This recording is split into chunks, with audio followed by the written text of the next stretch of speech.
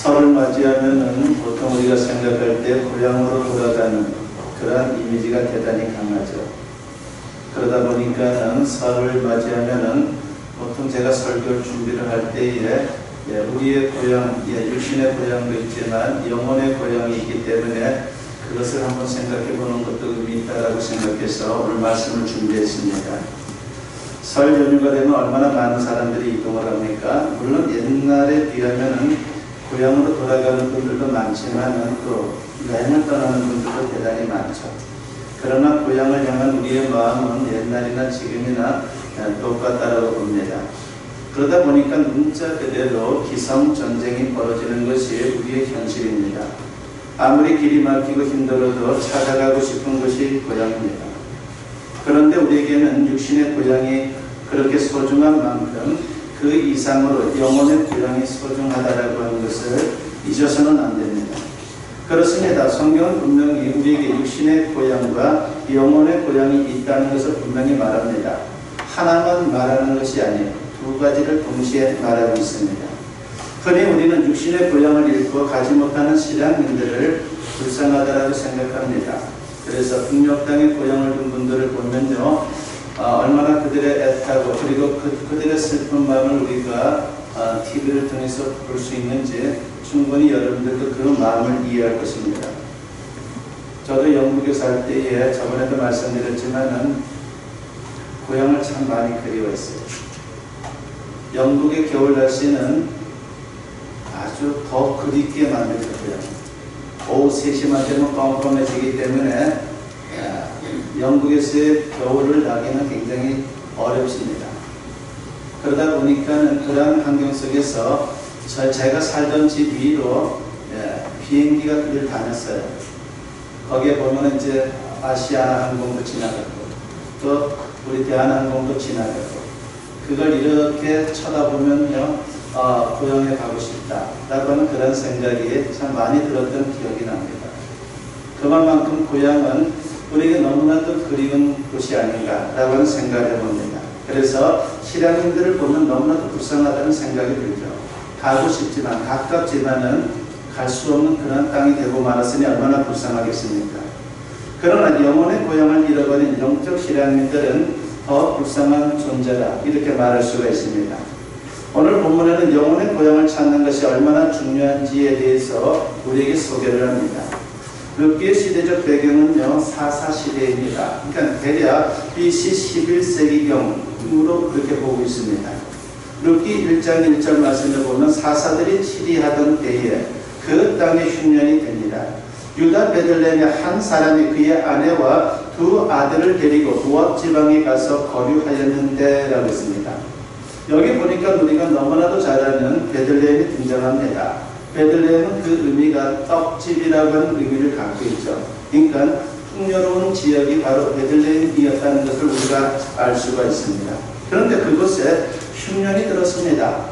즉 이 말은 이스라엘 전역에 극심한 흉년이 들었다는 것을 말하고 있습니다. 사사 시대에 하나님을 배반한 이스라엘에 대한 하나님의 징계였습니다. 이런 상황이 되면 어떻게 해야 됩니까? 가장 먼저 자신의 영적인 상황을 그리고 상태를 점검하고 회개하는 것이 급선무인데 엘리멜렉은 60만 생각해서 식구들을 데리고 고향을 떠났습니다. 그것도 이방인의 땅으로 떠난 겁니다. 그것은 단순히 육신의 고향을 떠난 것이 아니라 영혼의 고향인 하나님의 품을 떠난 것을 말합니다. 모압으로 떠난 가족은 어떻게 됩니까? 처음에는 잘 되는 것 같았습니다. 거기다가 두 아들이 있었는데 두 아들의 배필을 또한 그곳에서 찾게 되죠. 그래서 모압 여인들 중에서 두 며느리도 보았습니다. 그래서 엘리멜렉과 나오미, 말론과 룻, 그리고 기럯과 오르바 부부 이렇게 6식구가 됐습니다. 그런데 시간이 흐르면서 그 가정에 비극이 시작됩니다. 아버지 엘리멜렉이 죽더니 그 이후로 연달아서 두 아들 말론과 기럯도 죽었습니다. 남자들은 다 죽은 겁니다. 결국 3명의 가부만 그 집안에 남았습니다. 결국 나오미는 두 며느리에게 말합니다. 본문 13절 하반절에 보니까 여호와의 손이 나를 치셨으므로 나는 너희로 말미암아 더욱 마음이 아프도다 라고 했습니다. 육신의 고향을 떠난 것은 곧 영혼의 고향 하나님 품을 떠난 것으로 그 결과 하나님의 징계로 망했다라고 그렇게 생각을 했습니다. 나중에 베들레헴으로 돌아갔을 때 고향 사람들에게도 비슷한 말을 하죠. 오늘 보면 21절에 보니까 내가 풍족하게 나갔더니 여호와께서 내게 비어 돌아오게 하셨느니라 그랬습니다. 살다 보면 육신의 고향은 얼마든지 떠날 수가 있습니다. 그 자체가 나쁜 것은 아닙니다. 중요한 것은 영혼의 고향입니다. 믿음의 조상 아브라함을 보십시오. 원래가 가나안 땅, 지금 이스라엘 땅에 그렇게 살았던 사람이 아니었죠. 그는 육신의 고향을 떠난 사람입니다. 그의 고향은 갈대아 우르로서 가나안 땅과는 상관이 없습니다. 메소포타미아 지역에서 그는 살았습니다. 하나님이 그를 불러 고향을 떠나라 말씀하셨고 아브라함은 고향을 떠나 타향인 가나안 땅에 가서 살았습니다. 그는 주님이 살기를 원하는 그 땅, 영적인 생명이 흐르는 그 땅을 향해서 그는 목숨을 걸고 간 것입니다. 그는 육신의 고향은 떠났지만요, 영혼의 고향인 하나님 품에 들어갔습니다. 여기서 우리는 영혼의 고향이 얼마나 중요한지를 알 수가 있습니다. 하나님을 배반하고 하나님 품을 떠나면요, 반드시 망합니다. 반대로 회개하고 하나님 품으로 돌아오게 되면요, 구원을 받게 되는 겁니다. 그리고 영생을 얻습니다. 궁극적으로 영원한 천국에 이르게 되는 그런 은혜를 또한 우리가 입게 됩니다. 나오미는 뒤늦게 이 사실을 깨닫게 되었죠. 그래서 나오미가 영적 귀향을 결단하게 됩니다. 본문 6절 말씀에 보면 그 여인이 모압 지방에서 여호와께서 자기 백성을 돌보시사 그들에게 양식을 주셨다 함을 듣고 이에 두 며느리와 함께 일어나 모압 지방에서 돌아오려 하여라고 했습니다. 이것은 지리적 이동을 넘어서 영적인 이동을 말하는 겁니다. 하나님에게서 멀어졌던 그녀가 하나님 품으로 돌아간 것입니다. 나오미가 베들레헴에 도착했을 때 고향 사람들에게 뭐라고 말합니까? 본문 20절과 21절에 보면 나오미가 그들에게 이르되 나를 나오미라 부르지 말고 나를 마라라 부르라. 이는 전능자가 나를 심히 괴롭게 하셨음이니라. 내가 풍족하게 나갔더니 여호와께서 내게 비어 돌아오게 하셨느니라. 여호와께서 나를 징벌하셨고 전능자가 나를 괴롭게 하셨거늘 너희가 어찌 나를 나오미라 부르느냐 하니라고 했습니다. 하나님 앞에 통해 자복하는 그녀의 심정을 우리가 알 수가 있습니다. 나옴이라고 하는 것은요, 이름의 뜻이 좋죠. 희락과 기쁨과 그리고 즐거움의 뜻을 갖고 있습니다. 망에서 돌아온 자신에게 기쁨이라 부르는 게 너무 부담스럽고 그리고 너무도 민망스러웠습니다. 그래서 나옴이라는 이름 대신 마라라 부르라고 그렇게 말합니다. 마라는 뭡니까? 슬픔, 쓰라림, 괴로움을 뜻하는 겁니다. 하나님의 품을 떠난 후 슬픔을 맛보고 이제 회개하는 마음으로 돌아왔다는 것을 고백한 것입니다. 나오미의 두 며느리를 봐도 육신의 고향보다 영혼의 고향이 얼마나 중요한지를 우리는 알 수 있습니다. 나오미가 베들레헴으로 돌아가려니까 두 며느리도 같이 따라 나섭니다. 그런데 나오미가 그들을 만류하며 고향 친정집으로 돌아가라고 말하죠. 그러니까 이제 아들들도 다 죽었으니까 너희가 굳이 너희의 고향을 떠나서 베들레헴까지 갈 필요는 없다라고 그렇게 본 것입니다. 무엇보다도 자신은 하나님의 징계를 받고 돌아가지만 며느리들은 모압 사람이니까 친정으로 돌아가라는 겁니다. 육신적인 면에서만 생각한 것입니다. 따라와도 살 길이 막막하다는 겁니다. 재혼도 불가능하다는 것이죠. 구약 성경을 보면요, 고대 이스라엘에는 계대결혼이라고 하는 풍습이 있었어요. 계대결혼. 우리나라 고대에도 비슷한 풍습이 있었죠. 즉 형사치수라고 하는 풍습이 있었어요. 우리나라도. 그러니까 계대결혼과 똑같은 겁니다. 즉 형이 자식 없이 죽으면요, 동생이 형수와 결혼을 하는 겁니다. 그러면서 형수의 인생을 책임져 주는 거죠. 그러니까 그렇게 결혼하지 않으면요, 옛날에 혼자 사는 것은 여자로서는 너무나도 힘들었기 때문입니다. 그런데 어떻습니까? 나오미에게는 더 이상 자식이 없습니다. 설사 앞으로 재혼해서 자식을 낳는다 할지라도 어느 세월에 그 자식이 자라기를 기다리겠습니까? 불가능한 일이니까 이제 돌아가라는 겁니다. 본문 13절 말씀에 보면 너희가 어찌 그들이 자라기를 기다리겠으며 어찌 남편 없이 지내겠다고 결심하겠느냐? 내 딸들아, 그렇지 아니하니라. 여호와의 손이 나를 치셨으므로 나는 너희로 말미암아 더욱 마음이 아프도다 하매라고 했습니다. 그러자 오르바는 마지못해 친정으로 돌아가게 되죠. 그런데 룻은 어떻습니까? 시어머니와 함께 베들레헴으로 갑니다. 본문 14절 말씀에 보면 그들이 소리를 높여 다시 울더니 오르바는 그의 시어머니에게 입맞추되 룻은 그를 붙쫓아 따라가겠습니다. 특히 룻은 단순히 육신의 효도가 아니라 이제는 하나님을 향한 신앙의 결단을 내립니다. 본문 16절 말씀에 보면 룻이 이르되 내게 어머니를 떠나며 어머니를 따르지 말고 돌아가라 강간하지 마옵소서. 어머니께서 가시는 곳에 나도 가고 어머니께서 머무시는 곳에서 나도 머물겠나이다. 어머니의 백성이 나의 백성이 되고 어머니의 하나님이 나의 하나님이 되시리니라고 했습니다. 룻은요 이스라엘 사람이 아니에요. 그는 이방 여인입니다. 모압 사람입니다. 그런데 신앙의 결단을 내리고 있는 것이죠. 그 결과 어떻게 됩니까? 모압으로 돌아간 오르바는 흔적도 없이 사라지고 하나님의 백성 반열에 들지를 못했죠. 그러나 룻은 당당하게 하나님 백성 반열에 드는 놀라운 축복을 받았습니다. 운명이 갈렸습니다. 나오미와 룻이 영적 기약을 함으로 축복된 인생이 되었습니다. 하나님의 품으로 돌아오면요 이 세상 사는 동안 천국의 기쁨이 임하는 것입니다. 나오미와 룻이 베들레헴에 도착하자 마침 시기적으로 그때가 보리 추수기였습니다. 늙은 시어머니와 이방인 며느리가 둘이서 살아가는 길은요 다른 게 없습니다. 누군가 도와줘야 되는 것이죠. 두 여인이 사는 것은 너무나 힘든 상황입니다. 살 길이 막막합니다. 그런데 다행히 고대 이스라엘에는 긍휼의 율법이 있었어요. 긍휼의 율법. 일종의 그것은 사회복지제도입니다. 가난한 사람들이 남의 밭에 가서 추수하는 사람들이 그 이삭을 마음대로 줄 수 있게 하는 제도예요. 그러니까 이삭을 떨어뜨려도 부자인 사람들은 절대로 주어서는 안 돼요. 그것까지 다 챙겨서는 안 되는 거죠. 가난한 사람들을 위해서 남겨두어야 하는 것입니다. 이 율법에 따라 룻이 남의 밭에 갔는데 어떤 일이 벌어집니까? 우리가 읽지는 않았지만 룻기 2장 3절과 4절에 보면 룻이 가서 베는 자를 따라 밭에서 이삭을 줍는데 우연히 엘리멜렉의 친족 보아스에게 속한 밭에 이르렀더라.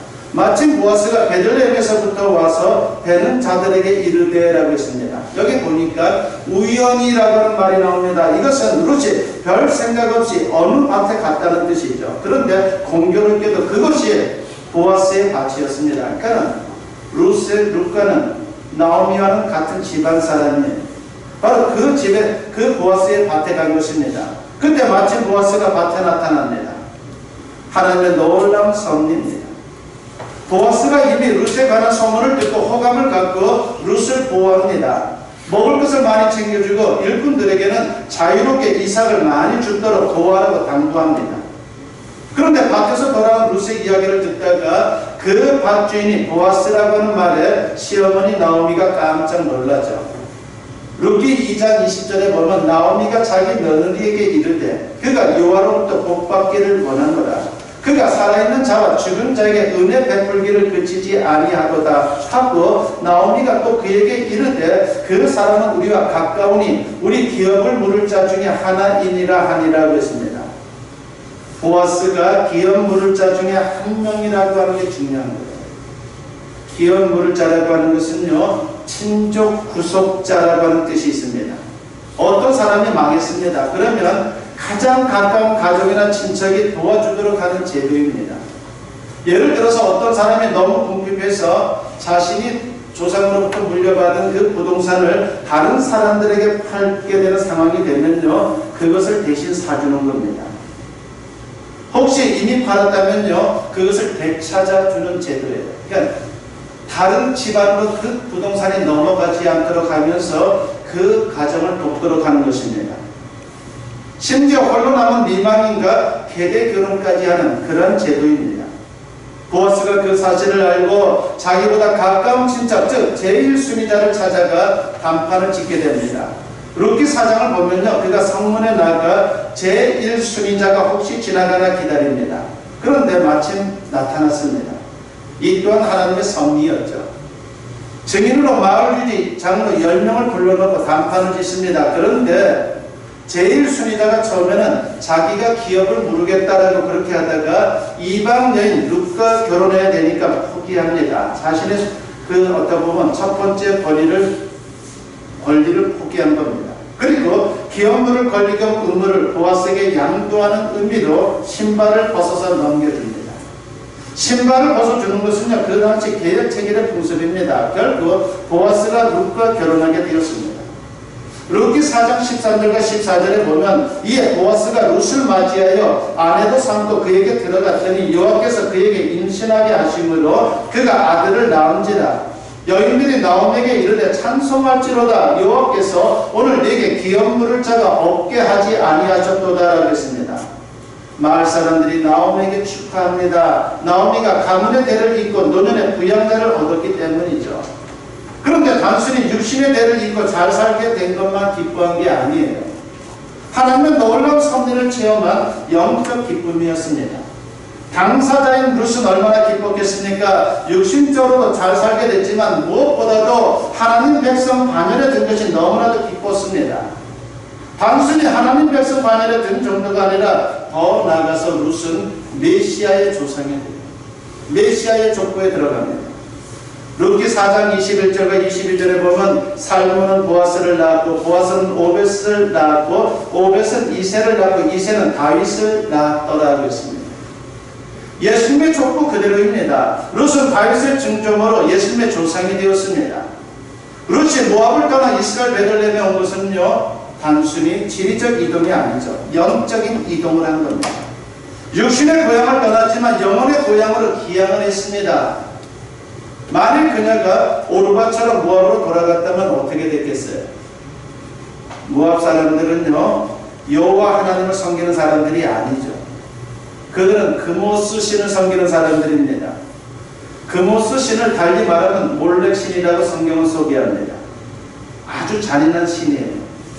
어느 정도 잔인하냐 하면요, 여러분들이 소원을 갖고 있는데 그것을 들어주십시오라고 그렇게 기도를 드리면요, 기도만 하면 되는 게 아니에요. 먼저 자신의 어린 자식을 불에 태워서 인신 제사를 드려야 했습니다. 그래야지만이 이 몰렉신이 기도를 들어준다라고 그들은 생각한 겁니다. 그런데 룻이 나오미 가정에 시집 온 후 다행히 하나님을 만났습니다. 그리고 하나님과의 만남이 얼마나 소중한지 알았기에 낯선 땅이지만 베들레헴으로 따라갔습니다. 그 결과 하나님이 부어주시는 천국의 기쁨을 맛보았습니다. 그리고 하나님은 사랑과 평안을 주셨습니다. 그리고 육신의 살 길도 그녀에게 열어주었습니다. 더 나아가 영원한 내세 천국의 소망을 갖고 살다가 마침내 천국에 들어가는 은혜까지 입었습니다. 그러므로 우리도 육신의 귀함도 좋지만 무엇보다 영적인 귀함을 해야 하는 겁니다. 성경은 영적인 귀함길은 하나라고 분명히 말씀하죠. 요한복음 14장 6절에 보면 예수께서 이르시되 내가 그 길이요 진리요 생명이니 나로 말미암지 않고는 아버지께로 올 자가 없느니라고 했습니다. 오직 하나님의 아들로 인간으로 오셔서 우리를 만나주신 예수님을 통해서만 하나님 품으로 돌아갈 수 있다라고 그렇게 말하고 있습니다. 그리고 영혼은 천국에 들어간다고 말씀합니다. 여러분은 어떻습니까? 영적인 귀향을 하셨습니까? 그렇다면 여러분 영혼에 이미 천국이 임한 거예요. 장차 내세 천국에 들어가겠지만 그 전에 이 세상 살 동안에도 천국의 기쁨을 맛보면서 살아갈 수가 있습니다. 예수님은 이미 천국의 기쁨에 대해서 우리에게 가르쳐 주었습니다. 우물가에 나온 사마리아 여인에게 예수님께서 이런 말씀을 하셨죠. 요한복음 4장 13절과 14절에 보니까 예수께서 대답하여 이르시되 이 물을 마시는 자마다 다시 목마르려니와 내가 주는 물을 마시는 자는 영원히 목마르지 아니하리니 내가 주는 물은 그 속에서 영생하도록 솟아나는 샘물이 되리라고 했습니다. 사마리아 여인은 예수님을 만나는 천국의 기쁨을 경험한 거예요. 그것은 곧 영생의 기쁨이었습니다. 그녀가 얼마나 기뻤는지 물동이를 버려두고 마을로 뛰어가서 사람들에게 메시아를 만났다라고 그렇게 전도를 했습니다. 그 기쁨은 세상에서 주는 기쁨과 질적으로 다르다는 것을 그녀는 보여준 겁니다. 세상 것은 환경이나 조건에 의해 잠시 주어지는 편리에 불과합니다. 그러나 이 기쁨은 천국에서 내려오는 신령한 평안이에요. 요한복음 14장 27절에서 주님은 말씀합니다. 평안을 너에게 끼치노니 그 나의 평안을 너에게 주노라. 내가 너에게 주는 것은 세상이 주는 것과 같지 아니하니라. 너희는 마음에 근심하지도 말고 두려워하지도 말라고 했습니다. 천국 백성들에게 이러한 주님의 평안의 은혜, 평강의 은혜를 주시는 것입니다. 그리고 궁극적으로 중요한 것은 내세 천국인 거죠. 이렇게 평안한 인생을 살다가 주님이 부르실 때 우리는 천국으로, 내세 천국으로 가는 것입니다. 아브라함과 족장들의 믿음은 천국 본향을 소망하는 믿음들이었어요.